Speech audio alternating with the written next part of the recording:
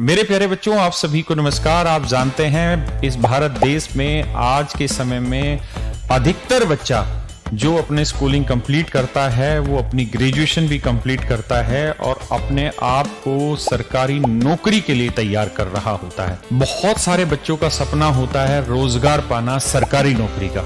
तो मेरे प्यारे बच्चों, सरकारी नौकरी बहुत जल्दी से पाने का क्या तरीका हो सकता है? मेरे बच्चे, आप जानते हैं एसएससी हो, रेलवे हो, बैंकिंग हो, यूपीएससी हो, बहुत सारे ऐसे डिपार्टमेंट हैं जहां पर ये सारे बोर्ड एग्जाम कंडक्ट कराते हैं।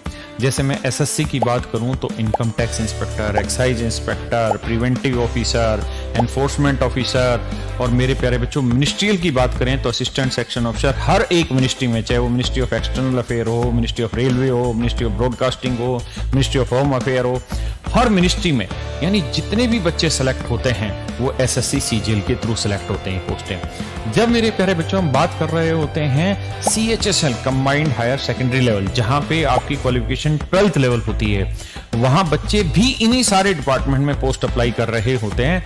लेकिन वहां पोस्ट अप्लाई कर रहे होते हैं किस चीज के लिए? वो क्लर्क की, डाटा एंट्री ऑपरेटर की या असिस्टेंट की पोस्ट के लिए वो अप्लाई कर रहे होते हैं।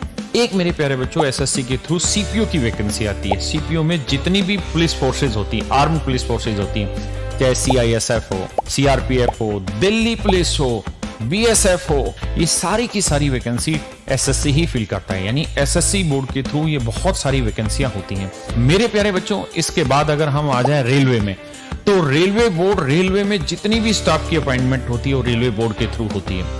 इसके अलावा मेरे प्यारे बच्चों हम आ जाएं यूपीएससी में, तो यूपीएससी में एक पोस्ट होती है, एक एग्जाम होता है जिसे हम कहते हैं सीडीएस, कंबाइंड डिफेंस सर्विसेज, जिसके थ्रू आप आर्मी में, एयरफोर्स में और नेवी में अफसर ग्रेड पे सिलेक्शन लेते हैं। वहीं बैंकिंग की बात करें हम, यूपीएससी के थ्रू एफकेट की बात करें या असिस्टेंट कमांडेंट की बात करें, ये जितने भी एग्जाम हैं, या किसी स्टेट बोर्ड की बात करें, यूपी पुलिस की बात करें, यूपी ट्रिपल एसएससी की बात करें, तो मेरे प्यारे बच्चों इन जितने भी एग्जाम हो रहे हैं, इन सारे एग्जामों में मैथ जो भी पूछा जाता है वो अलग नहीं होता।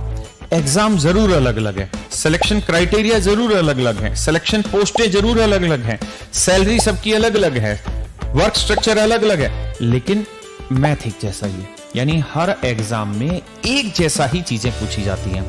तो क्या इसका मतलब ये नहीं है कि हम एक बार मैथ की ठीक से तैयारी कर लें और उस तैयारी के बिहाफ पे हम हर एग्जाम दे पाएं और हमारे पास आने वाले 6 से 8 महीने में बहुत सारी सरकारी नौकरियों के ज्वाइनिंग लेटर हो और हम अपनी एनर्जी को पॉजिटिव डायरेक्शन में लेके जाएं और फिर हम यूपीएससी की तैयारी कर रहे हो, सिविल सर्विस की तैयारी कर रहे हो और वहां के लिए हम एक प्लेटफॉर्म तैयार करें।